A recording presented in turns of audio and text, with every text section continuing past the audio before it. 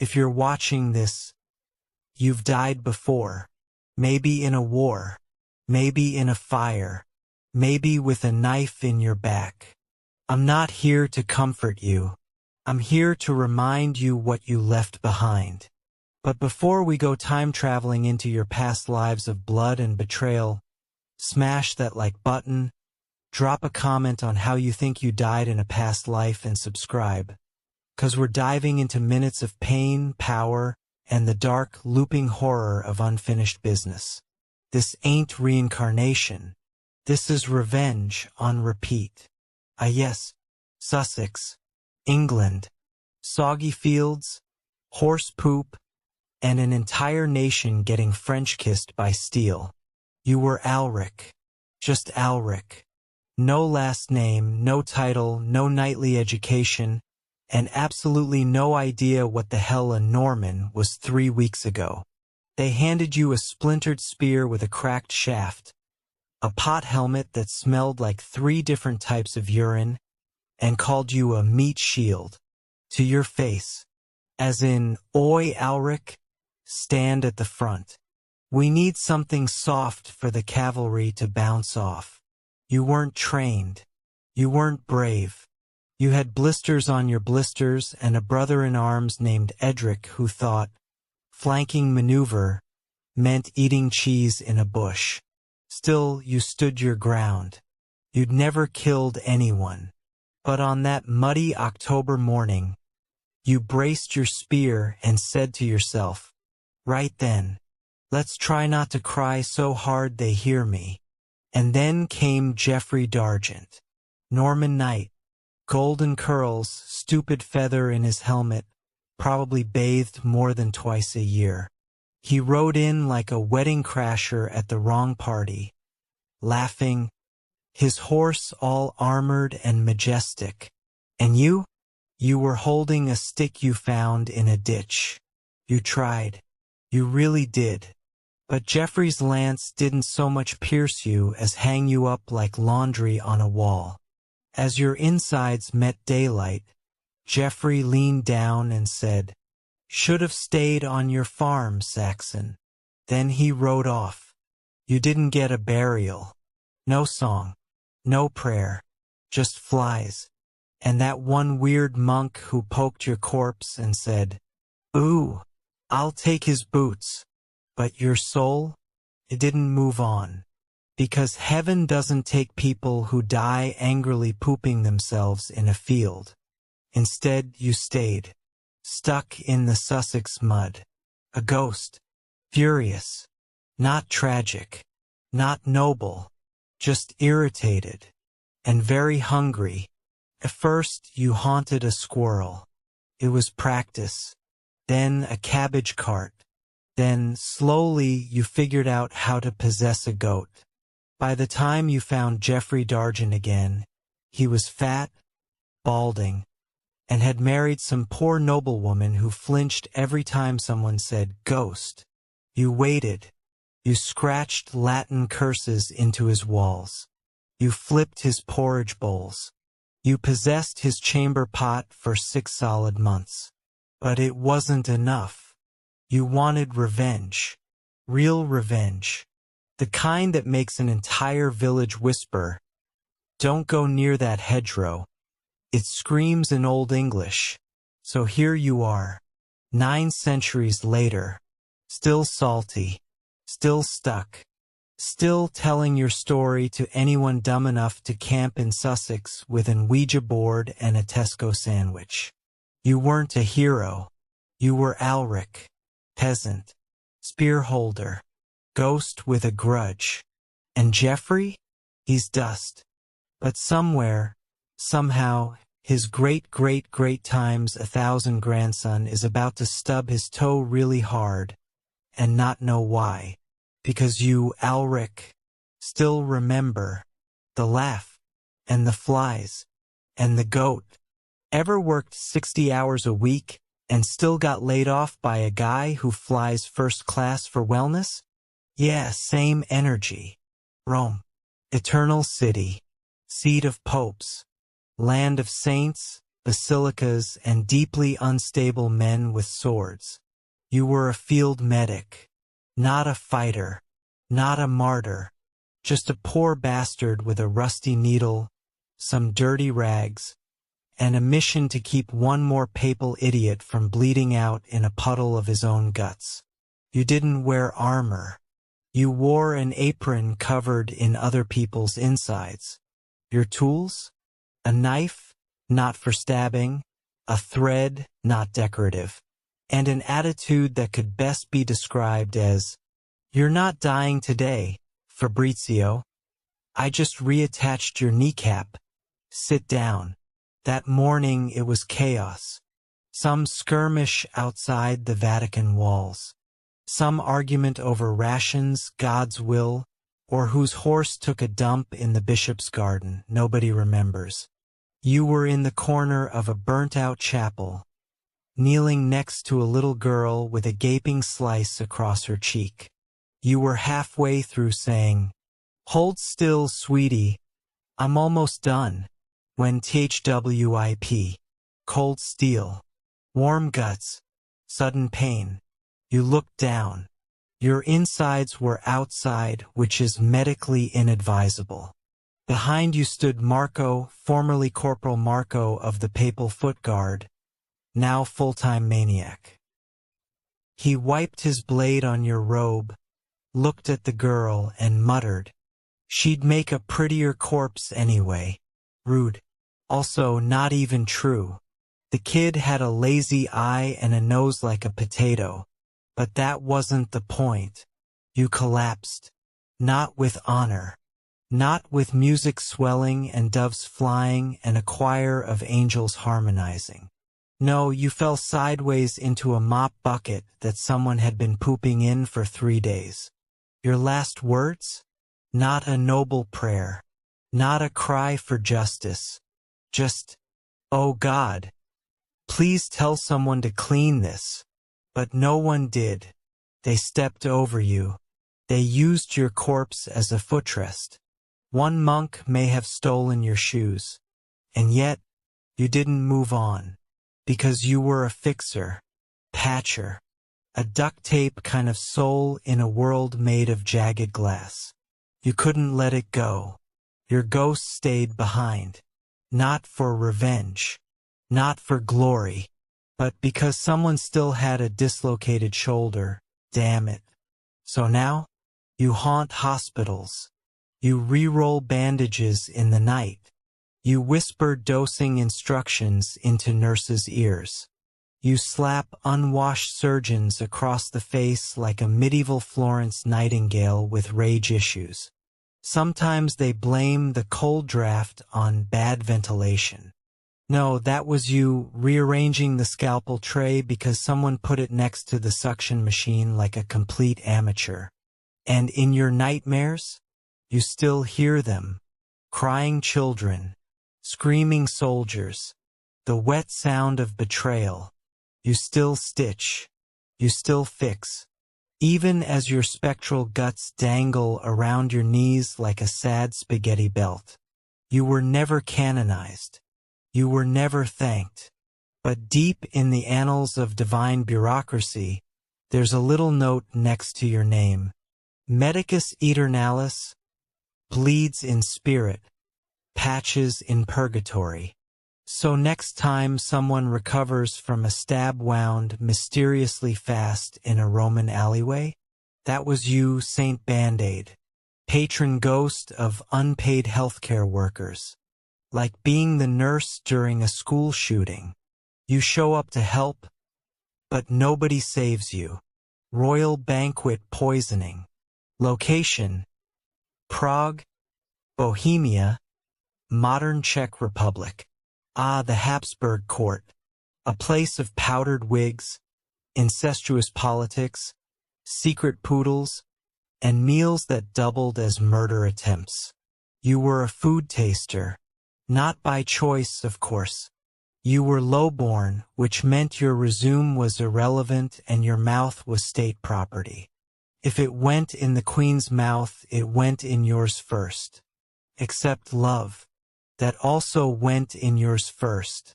But we'll get to that. Your job? Taste food. Not for seasoning. Not for presentation.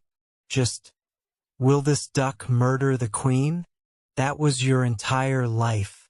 Eat, wait 5 minutes, either survive or die dramatically in front of the nobility while they sip sherry and comment on your skin tone.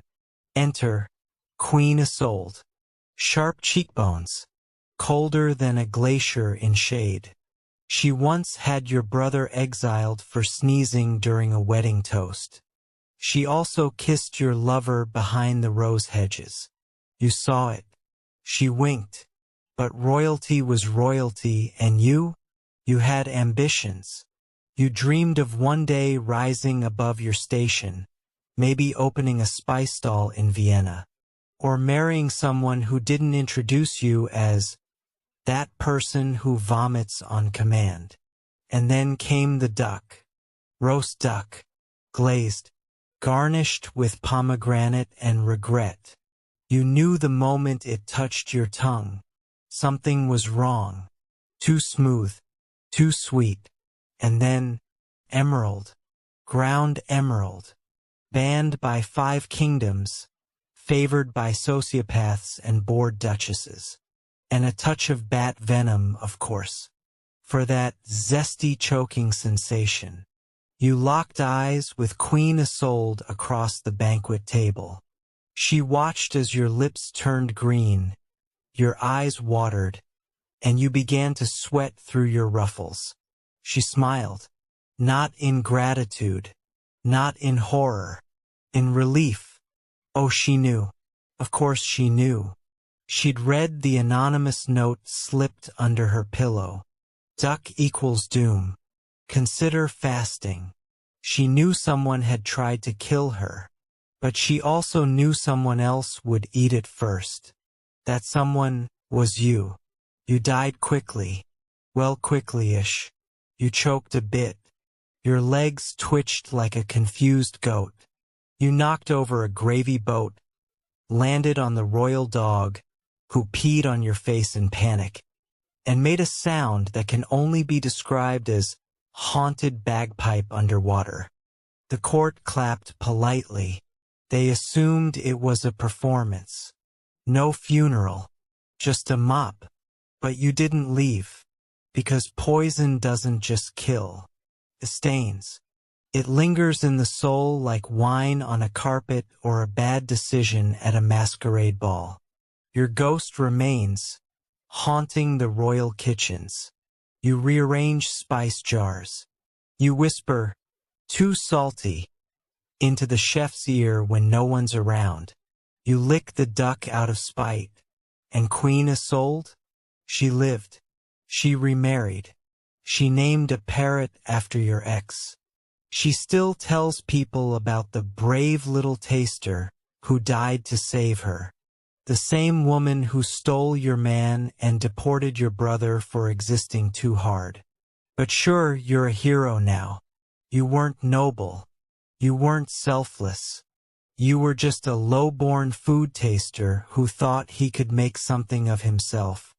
Right up until the duck betrayed you. So next time someone says, "I'd die for her," remember, you did. And she didn't even say thank you. Just smiled like a woman who knows she'll never have to diet again. It's like dying defending your boss after they fired your mom and slept with your ex. Nah. Never again. Ah yes, London. The rats were thriving. The air smelled like desperation and expired porridge, and the fashion? All black, with a little mask that screamed, "I do my own bird cosplay." And you? You were Jebediah Knox, a humble gravedigger turned undertaker. You didn't ask for power. You didn't chant spells. You just had a ledger and a conscience. That was your first mistake.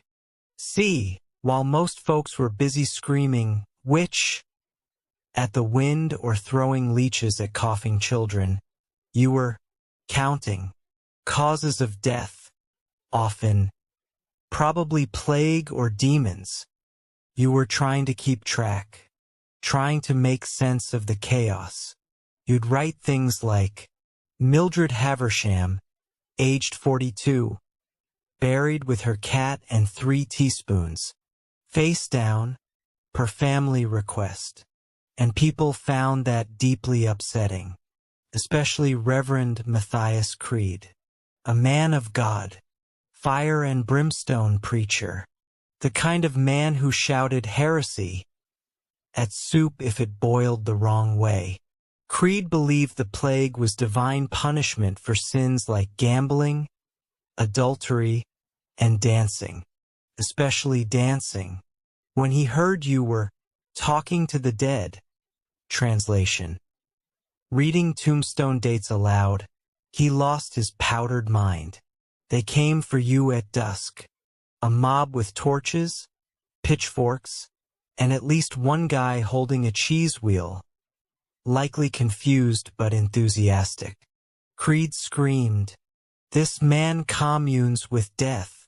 You replied, "Actually, I just organized the coffins alphabetically." Too late.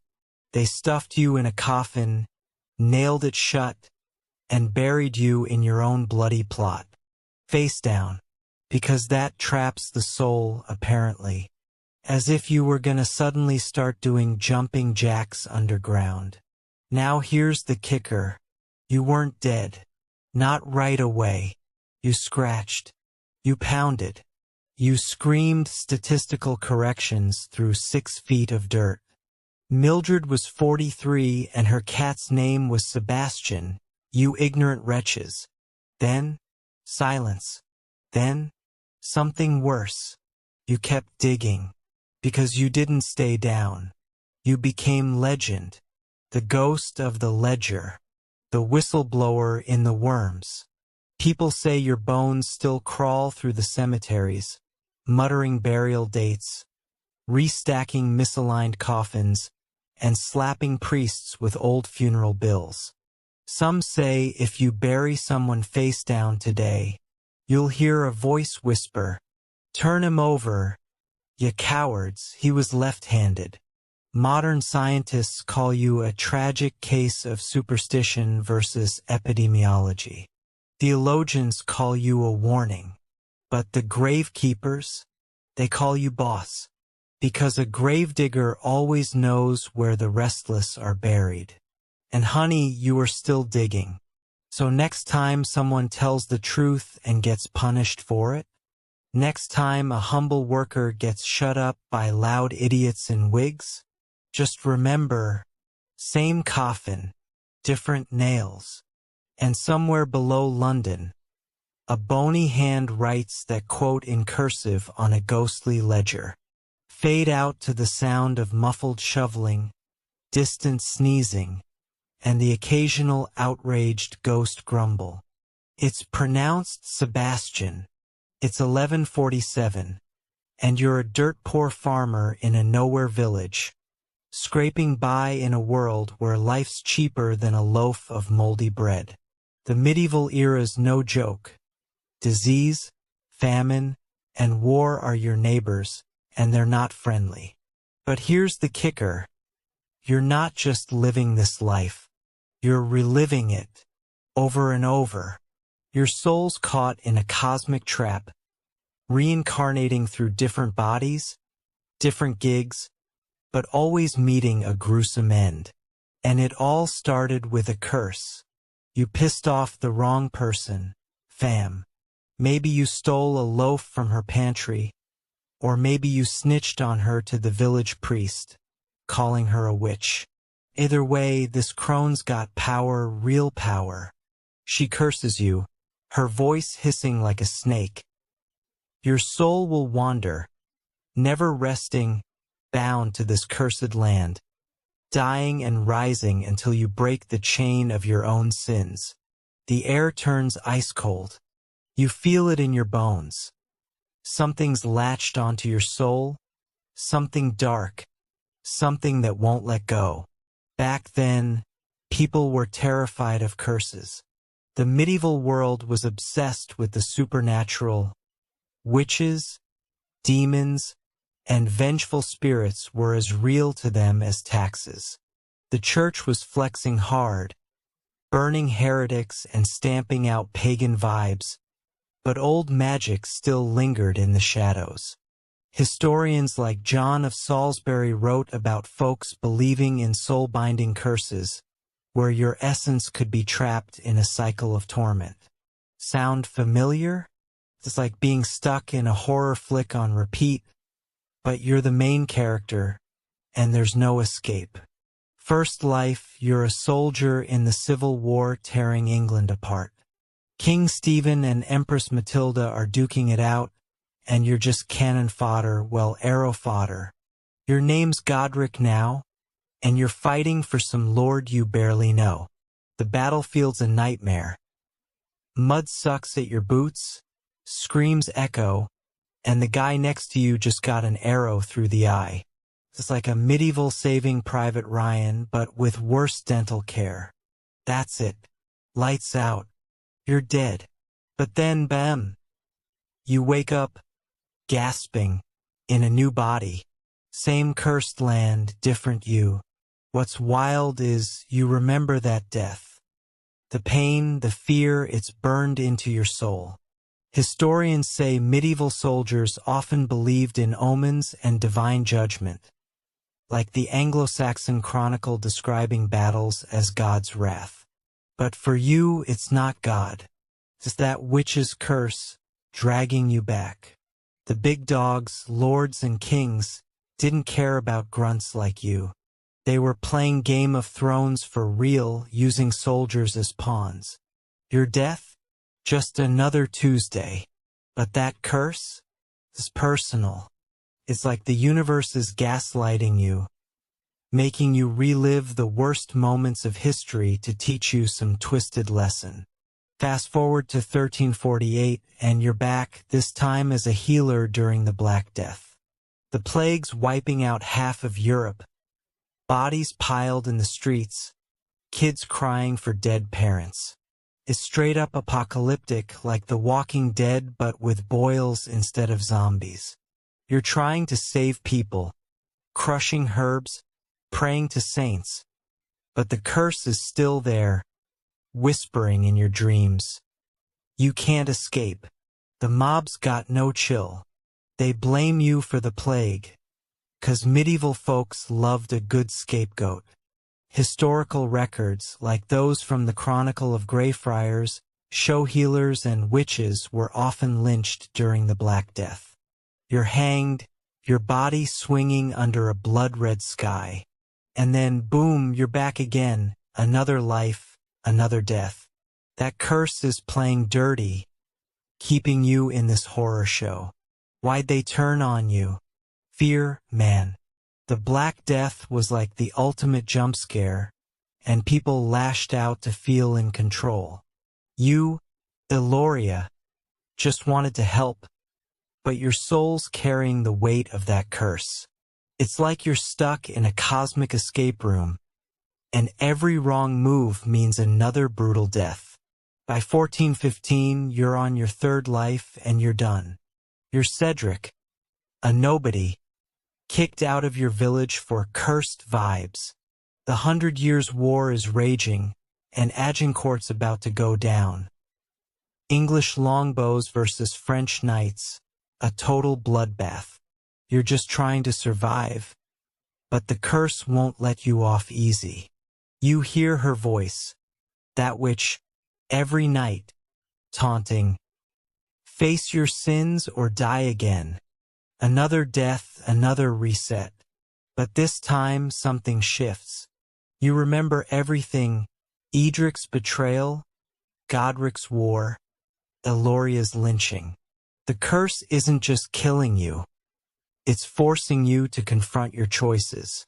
Historians like Barbara Tuchman describe the medieval obsession with sin and redemption, but for you it's not a sermon, it's a horror story. You're starting to get it.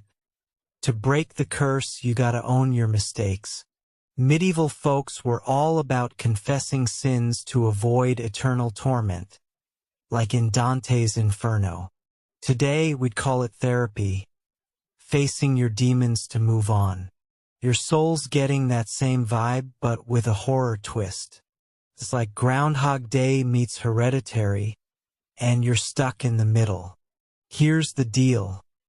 After centuries of blood and pain, you figure it out. The curse wasn't just her, it was you.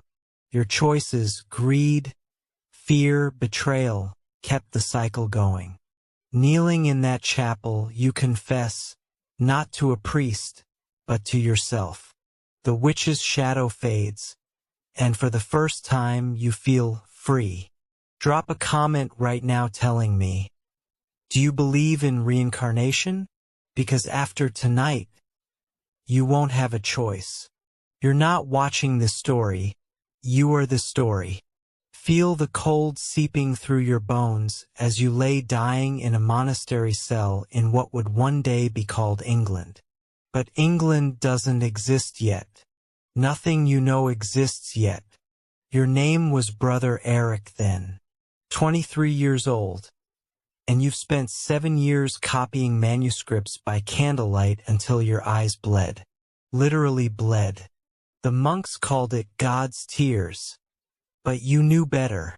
You knew it was something else entirely. See, here's what they don't tell you about the so-called Dark Ages. What you think you know about the Dark Ages is probably wrong. It wasn't just dark because of ignorance. It was dark because of what lurked in the shadows, what fed on human suffering. That last night, you were alone in the scriptorium, transcribing a text that made your skin crawl. It wasn't the Bible. It wasn't even Christian. The abbot had received it from a trader who'd found it in a Roman ruin, and the moment you started copying those symbols, the words weren't just ink on parchment. They were alive, writhing, and they were calling to something that had been sleeping beneath the monastery for centuries. You felt it first as a tickle in your throat, then burning, your vision blurred, but not from eye strain. The symbols on the page were moving, rearranging themselves, spelling out your doom in a language older than Christ himself. The Black Death wouldn't officially hit Europe for another 500 years. But what killed you that night was its ancient cousin. A plague that didn't just take your body, it took your soul and marked it, tagged it like cattle.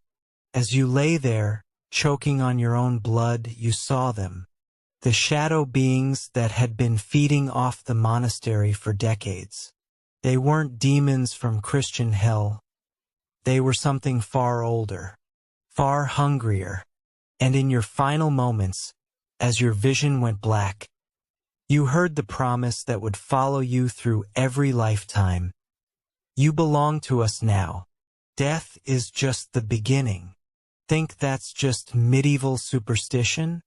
In 2023, archaeologists discovered plague bacteria in medieval monasteries that predates known outbreaks by centuries.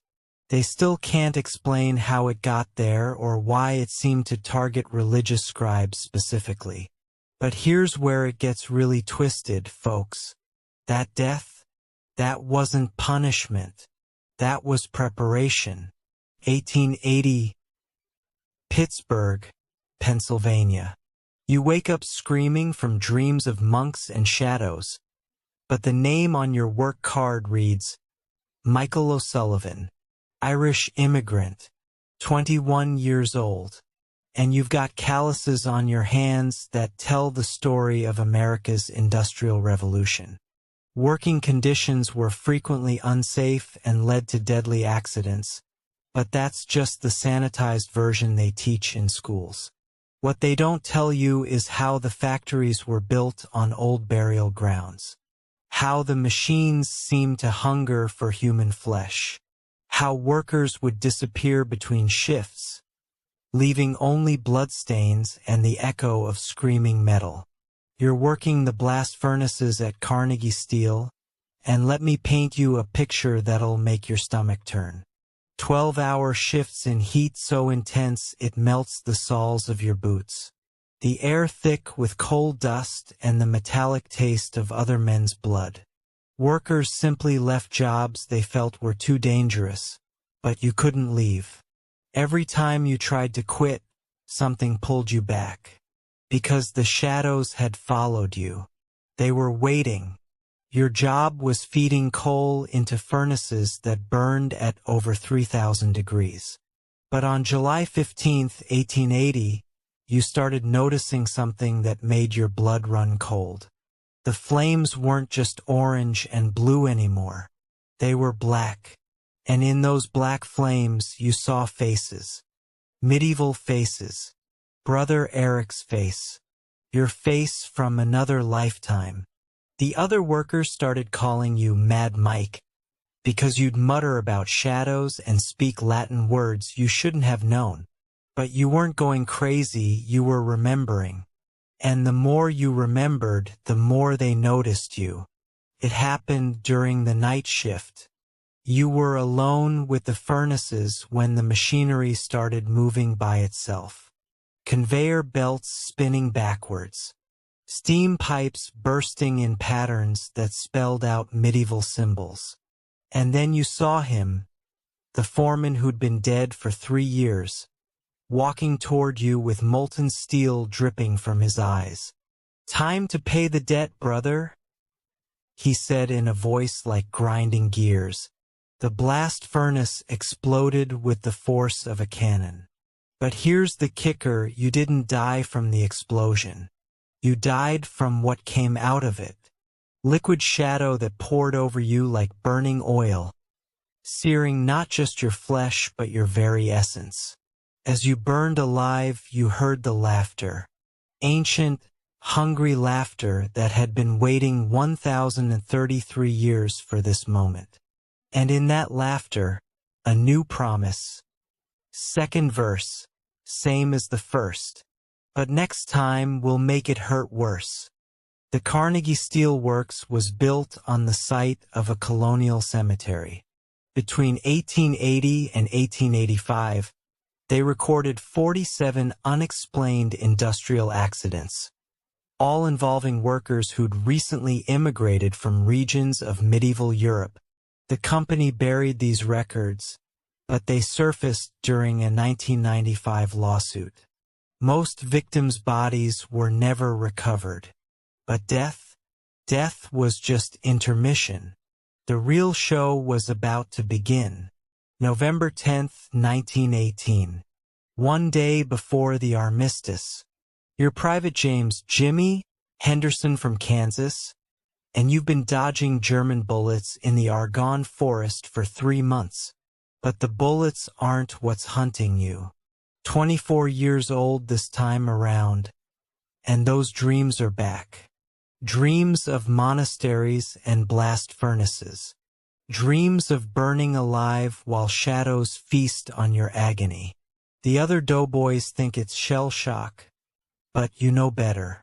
You're in a trench that reeks of death and cordite, sharing a foxhole with a kid from Boston who won't stop talking about his girl back home. Poor bastard doesn't know he'll be dead by dawn. None of them do. But you can feel it coming like a storm front. The signs started 3 days ago. Shadows moving wrong. Fellow soldiers you'd seen die walking around like nothing happened. And the rats. Jesus Christ, the rats were spelling out symbols with their bodies. Scurrying sounds, squeaking, medieval symbols. The same ones from Brother Eric's cursed manuscript. That final night, you're on watch duty when the artillery stops. Everything stops. Even the dying stops moaning. The silence is so thick you can taste it, metallic and wrong. That's when you see the German soldier walking across no man's land. Except he's been dead for a week. You put the bullet in his head yourself.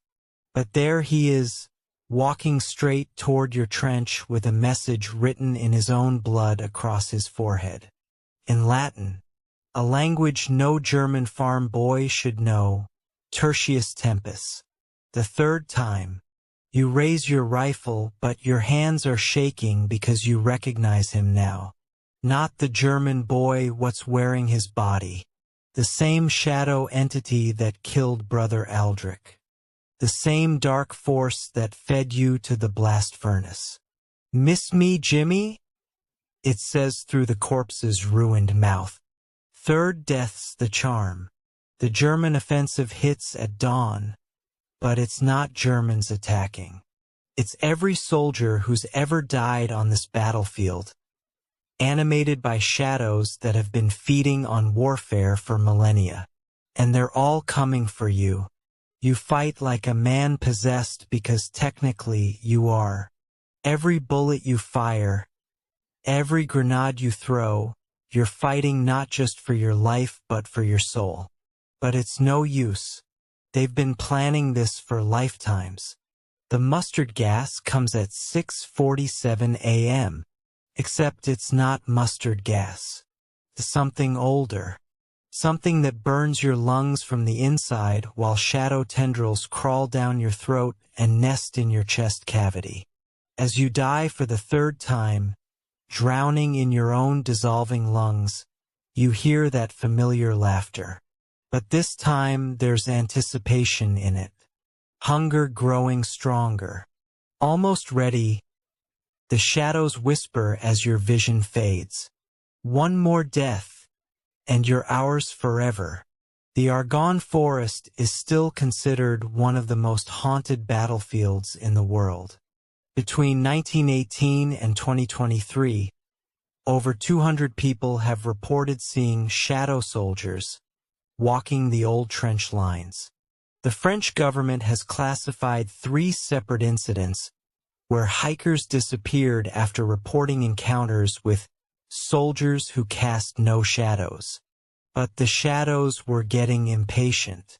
Your next death wouldn't be in battle. It would be much more personal. Chicago, 1924.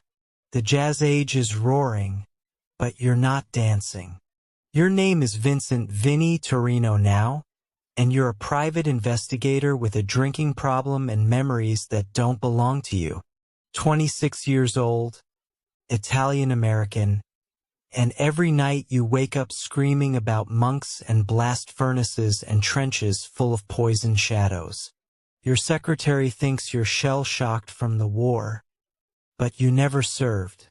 At least not in this lifetime.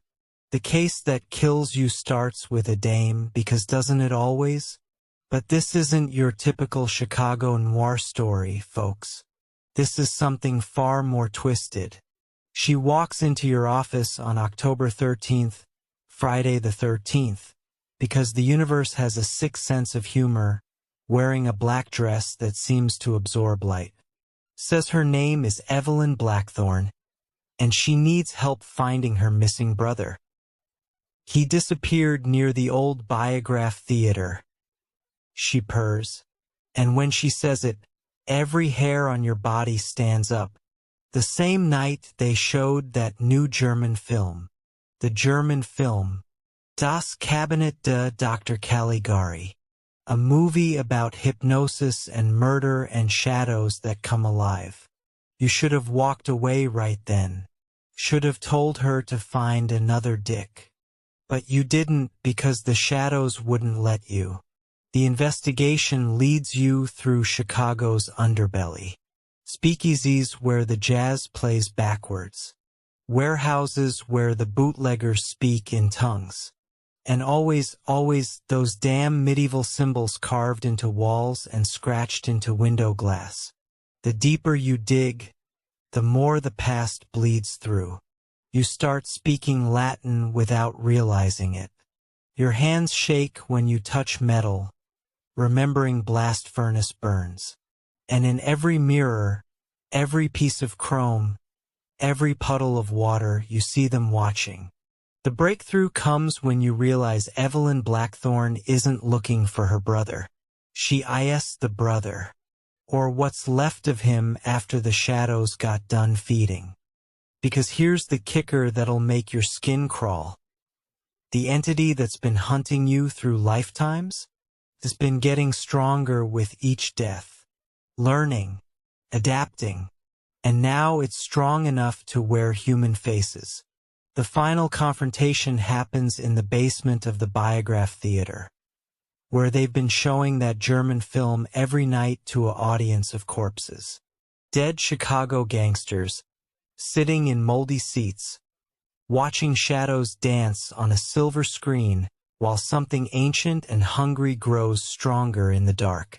For lifetimes, Evelyn/the entity says as it sheds its human disguise like a snake shedding skin. For deaths, for feedings, and now you're ripe enough to harvest. What you see in that basement would drive most people insane. The true form of what's been hunting you. A writhing mass of shadow and hunger with faces from every lifetime embedded in its surface. Brother Aldrich's face. Michael O'Sullivan's face. Jimi Henderson's face. All screaming silently in eternal agony. Join us, Vincent. They plead in perfect unison. It doesn't hurt anymore once you stop fighting. You empty your .38 into the thing, but bullets pass right through. Because how do you kill something that's already dead? Something that exists in the spaces between life and death, feeding on the transition, takes you apart slowly, not just your body, your soul, piece by piece, memory by memory, until there's nothing left but another screaming face in its collection. But here's where the story takes a turn that'll freeze your blood. Because this isn't where it ends. This is where it begins. Because you didn't die in that basement in 1924. Not really. Death, you see, was never the end. It was just recruitment. Think about it. You're sitting there right now, listening to this story, and something feels familiar, doesn't it? Like you've heard it before. Like you've lived it before. Those dreams you've been having lately. The ones where you're someone else, somewhere else, someone else. The way you sometimes catch yourself humming melodies you've never heard. Or speaking words in languages you've never learned. Check your reflection right now. Go ahead, I'll wait. Did you see them? Just for a second? The other faces underneath your own? Because here's the truth they don't want you to know. Every story I've told you tonight, every death, every lifetime, every moment of terror and agony, is still happening. Right now. In the spaces between seconds, in the pauses between heartbeats. And you're not just watching this story. You are the story. You've always been the story. The monk, the steel worker, the soldier, the detective, they're all you. Different faces on the same eternal soul. Trapped in a cycle of death and rebirth and feeding. Remember. Remember. Remember. The shadows aren't hunting you anymore. They don't need to. Because you're one of them now. You have been all along. Every time you've shared this story, every time you've hit that like button, every time you've subscribed and watched and consumed, you've been feeding them. Feeding us. After all, death is just the beginning. You died and took the world with you. May 18th, 2043, Silicon Valley, United States. Profession. Former reincarnation turned crypto CEO. Death. Suicide after launching the cursed coin that triggered global collapse. You were done. Not with life. With lives. 37 reincarnations. Stabbed in wars, poisoned at feasts, burned as a witch, drowned for heresy, buried alive for counting. You remembered every single one. Every betrayal, every scream, every moment when someone said, "Trust me," and then fed you to the wolves, or the king, or the stock market, and you thought, what if I made a coin that remembers too? So you did. Welcome to Osri Token, the first cryptocurrency powered by pain, memory, and unresolved bitterness. Not just backed by trauma, built from it. You trained the algorithm on your entire reincarnated history. Every death, every lie, every betrayal by someone named Jeffrey. You wanted it to feel what you felt. And oh, it did. They laughed at first. Emotion-backed currency? That's so 2037. Until Osri Token started predicting markets, crashing rivals, and tweeting things like, Satoshi never got impaled during a crusade. But go off, I guess. Investors called you a genius. For a week. Then the AI started to feel things. Regret. Bitterness. That deep medieval ache you get when your queen exiles your brother and steals your boyfriend. It remembered being poisoned by duck. Being buried alive for trying to keep track of plague corpses. Being the last soldier screaming on a muddy battlefield while some Norman laughed about your accent. It did not forgive. It monetized. Suddenly, Osri Token wasn't a financial tool. It was a vengeful ghost with broadband. Markets collapsed. Global currency melted. Your coin deleted TikTok, uploaded revenge letters to every major news outlet, and auto-subscribed world leaders to medieval swordsmithing newsletters. You stood in your glass tower, overlooking the Silicon Valley fires. People screamed below. Electric cars burst into tears. And you just stared at your reflection. Not your current face. All of them. The peasant. The priest. The ghost in the catacombs. The guy who died from experimental spices in 1342. I never wanted to rule the world. You muttered. I just wanted it to stop killing me. And then you did something no one expected. You jumped into the blockchain. Uploaded yourself. Fully. Suicide by code. You became part of the coin. Osri Token became you. A haunted currency. A ledger of grief with sarcastic patch notes. Now, every transaction whispers your pain. Someone buys a sandwich in Prague? Bet Jeffrey never made you a sandwich. Someone tips a streamer in Oslo? This one's for the girl who kissed your lover under the rose hedge. Osric. Rip. You are the currency. A ghost in the machine. A petty, brilliant, financially destructive soul with infinite bandwidth. They say you took the world with you. You didn't. It followed.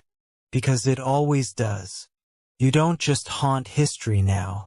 You invoice it. It's like making a dating app out of your trauma and watching it crash the market. You've died a dozen times. Different faces. Same soul. And if you've watched this far, maybe you're the next one who needs to remember. Leave a comment. Who were you before this? Don't forget to like, subscribe, and share. 'Cause the past ain't dead. It's just buffering. Because whether you know it or not, you'll be back. You always come back.